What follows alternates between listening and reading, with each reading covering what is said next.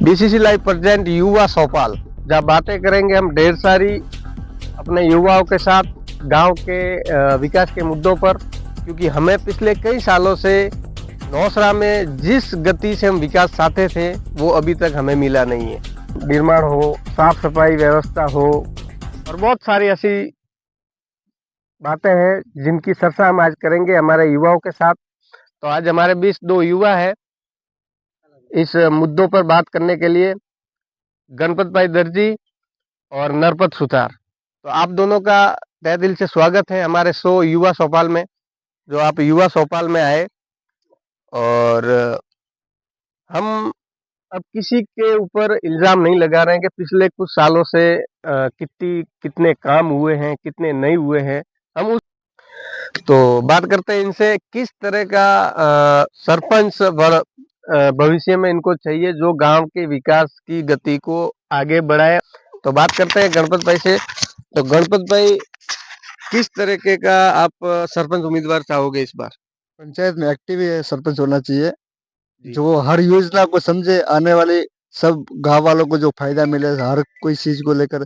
जैसे ग्रामीण में बहुत सारे ऐसे काम आते हैं, उनका फायदा मिले गांव वालों को।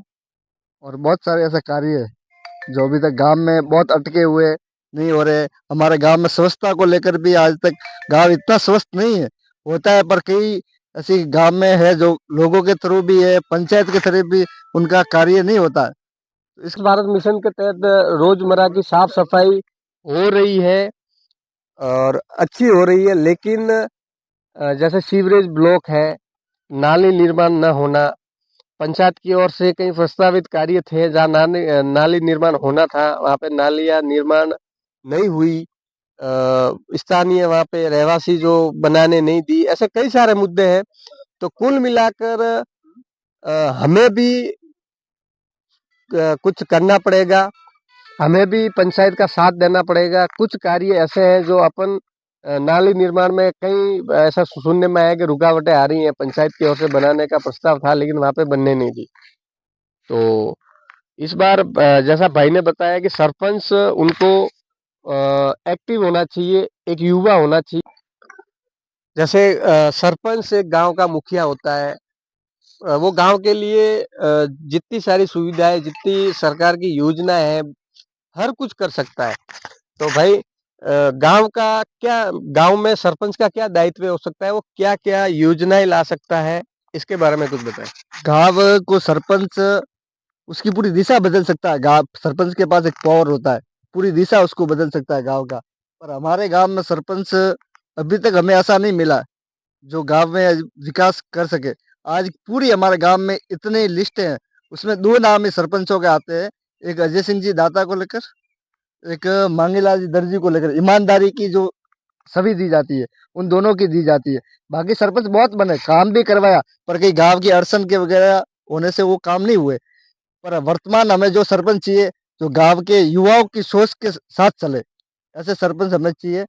और आने वाले इलेक्शन में ऐसा युवा और कोई बुजुर्ग भी हो तो अच्छा, जो नॉलेज हो, जनरल नॉलेज हो, पंचायत के प्रति पूरी नॉलेज हो, ऐसा हमको सरपंच चाहिए।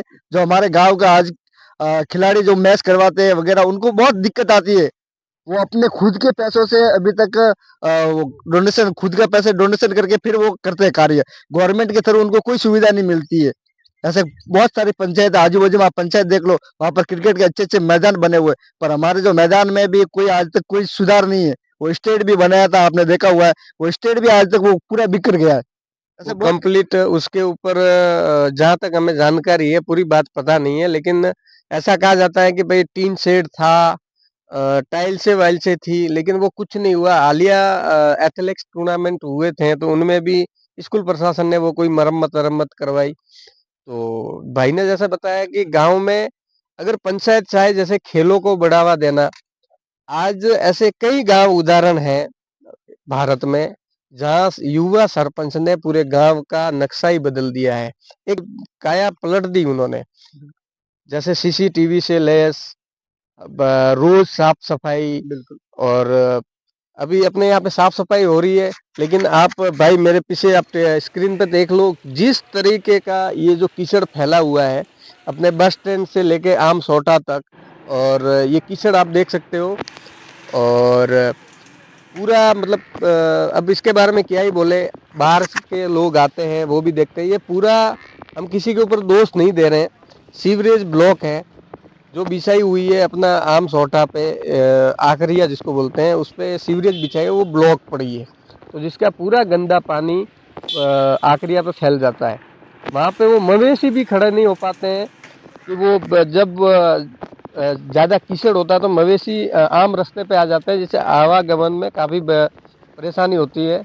और कई बार ऐसे होते हैं कि मवेशी जब आपस में लड़ते हैं तो किसी के चोटिल होने की भी संभावना बनी रहती है। तो इस तरीके से जैसा भाई बता रहे हैं कि युवा आगे आने चाहिए, तो हम यही चाहते हैं कि अभी हम ऐसा सरपंच चुने जो हमारे गांव के सोचे, गांव का काम करे और अच्छी रूपरेखा के साथ आए। वादे बहुत किए, हर बार बहुत सारे सरपंच आए, वादे किए, लेकिन वादे कभी पूरे होते नहीं है। अब क्या कारण उनके पीछे, हम उन तक नहीं पहुंचेंगे। और गणपत भाई, और इस बारे में, इस बार इलेक्शन में क्या कहना चाहोगे? अब आप युवाओं को क्या संदेश देना चाहोगे? युवाओं को मोटिवेशन करना चाहते हैं हम तो आने बिल्कुल। वाले सरपंच चुनाव में। और सरपंच कोई भी बने, ज्यादातर जो वार्ड पंच बनते हैं, वो एक्टिव युवाओं को बनाना है, जो आने वाले सरपंच को एकदम कंट्रोल में रखे। जो कार्य वो करते हैं नहीं करे तो उसको युवा उसको बोल सके, ऐसे युवाओं को वार्ड पंच में बनाना है। और बहुत से ऐसे कार्य जो अभी तक नहीं हो रहे, उनके प्रति भी कार्य करवाने। इस 5 सालों में मेरे युवाओं से मेरा खास निवेदन है, आप जागरूक होइए, तभी हमारा गांव आगे बढ़ेगा। बिल्कुल। बिल्कुल। तो भाई ने जैसे बताया, युवा वार्ड पंच भी एक वो शख्सियत हैं जो अपनी वार्ड में हर एक समस्या, जैसे ग्राम सभा की बैठक होती है महीने में एक बार, तो वो एक महीने का लेखा जोखा जैसे सरपंच लेके आते हैं, तो वैसे वार्ड पंच भी अपनी वार्ड की सारी समस्याएं अपने वार्ड के लोगों से सुनकर पंचायत में रखे कि भाई ये मेरे एरिया में, मेरे वार्ड में तकलीफें हैं, भाई वहाँ पे नाली निर्माण चाहिए, वहाँ पे सड़क नहीं है। तो ये सारे मुद्दे बहुत है उठाने के लिए। सबसे जरूरी है कि एक वार्ड पंच और सरपंच युवा हो, जरूरी नहीं युवा हो, लेकिन एक पढ़ा लिखा और शिक्षित सरपंच चाहिए जो गांव में रहकर इस गांव की सेवा करे। तो इस बार इलेक्शन में शायद चुनाव आयोग ने वो लिमिट तय करेंगे कि भाई सरपंच इतना खर्च कर सकते हैं। तो हर बार अगर देखा जाए तो अपने राजस्थान क्या, यहाँ पे मतलब भारत में कई जगह ऐसे होते हैं कि भाई इतने इतने पैसे खर्च किए कैंडिडेट उम्मीदवार ने। तो इस बारे में आप क्या कहना चाहोगे? क्या पार्टियां होती है, जैसे एक स्लोगन चलता है सोशल मीडिया पे कि दारू और नोट पे वोट बिकते हैं। जी जी, तो इस बिल्कुल। बारे में आपका क्या ख्याल है?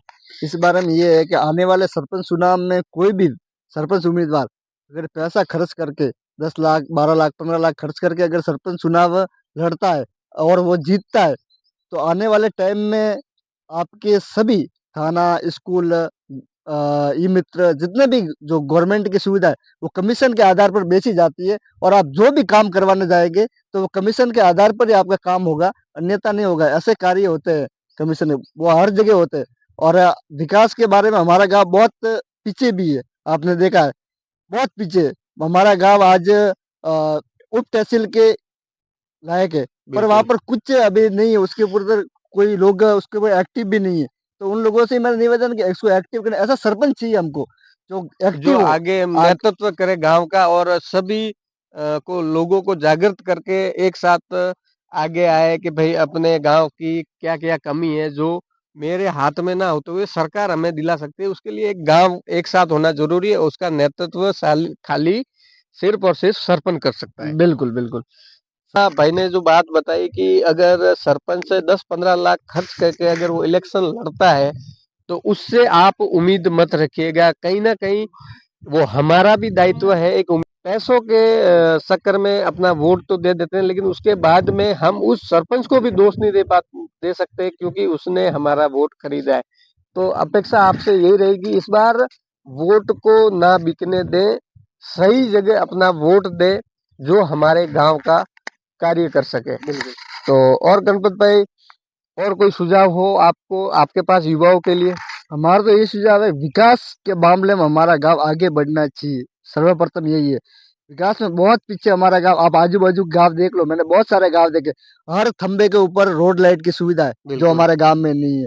हमारे गांव में सबसे बड़ा, आपने बोला आगे आकरिया का, तो आकरिया हमारे गांव में सबसे बड़ा कीचड़ है।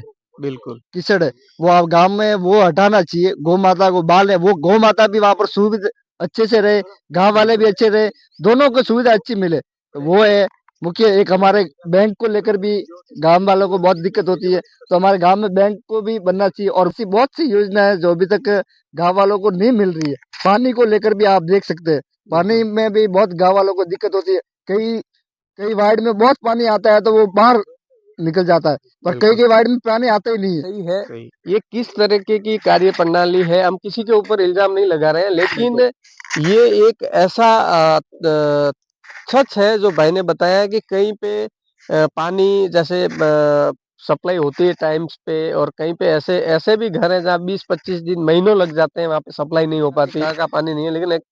लेकिन ये हकीकत है, सबसे बड़ी 4 चीजें रहती है: बिजली, पानी, स्वास्थ्य और शिक्षा। जिसके ऊपर कहीं ना कहीं हमारा गांव पिछड़ा हुआ है। पानी की कमी, ऐसा नहीं बोल सकते कि पानी नहीं आता, पानी आता है, कहीं आता है, कहीं अभी भी पीछे है, कहीं टैंकर से बेचारे पानी डलवाते हैं। बिजली ठीक है, अपने यहाँ पे बिजली की कोई कमी नहीं है।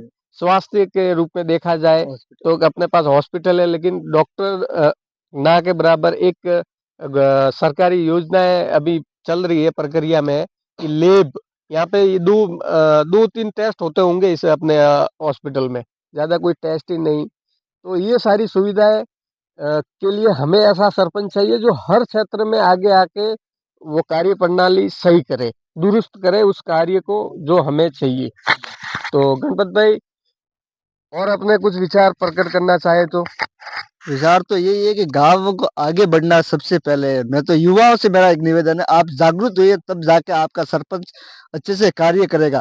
सरपंच को खाने का मौका, रिश्वत का मौका हम युवा ही देते हैं, हम गांव के लोग ही देते हैं। कभी कोई भी सरपंच बेईमान नहीं होता, बेईमान जनता होती है, तब जाके सरपंच बेईमान होता है। बिल्कुल। हम अपना वोट बेच देते हैं तो उसके बाद हम अपेक्षा नहीं रख सकते उससे काम की, कि वो अपना काम फ्री में करेगा। तो फिर वो एक भ्रष्टाचार साइकिल बन जाती है कि अपना वोट कीमती है, उस वोट को ना बेचें और सही उम्मीदवार चुने जो आपका 5 साल ख्याल रखे।